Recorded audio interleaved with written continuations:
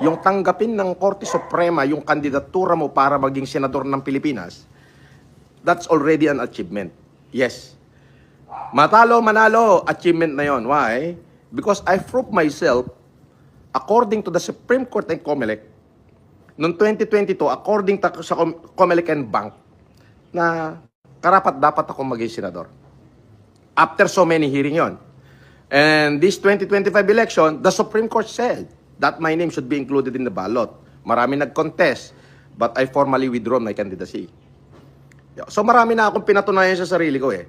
So hindi ko pwedeng ibaba yung sarili ko sa isang tao na pangalan pa lang makagago na eh, gago na eh. Ba't ko nga ba ibababa? Pero syempre, tao tayo, marunong tayong masaktan, lalo na't nakikita mong nasasaktan ng anak mo. 'Di ba? So marunong tayong masaktan. Kaya naman, sabi ko nga, when emotion are high, intelligent are low. So, hindi ako nag-vlog sa mga 2 araw. At nag-isip ako. Tama. Bakit ako makikipagsabayan sa kanila? Kung gusto ko silang magbayad, hindi ko dapat ngaw-ngawan sa social media. I-demanda dapat.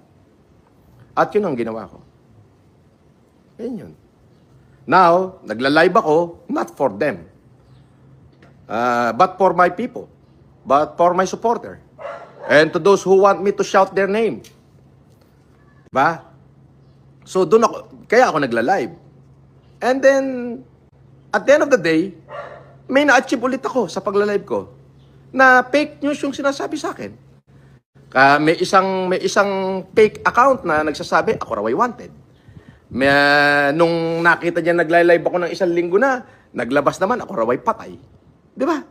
So, ibig sabihin, as long na nakikita mo ako, living my life at the fullest, ibig sabihin, sinungaling ka. Hindi ka dapat paniwalaan. Ganun lang kasimple.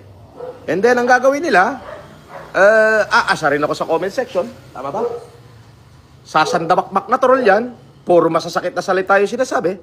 Eh ngayon, naisip ko na hindi na ako kayang anuhin dyan. Antimano, delete mo na agad. But we are human.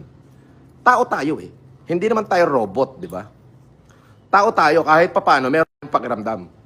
But the thing is, I have realized na mas lalo silang manggagalaiti pag nakita nilang hindi ako apektado. Tama ba? Tama. Yun. Kaya mo sila may Yun ang reason bakit ako lumipat. Talagang pumunta ako sa mas high-end, mas tahimik, at mas secure na village.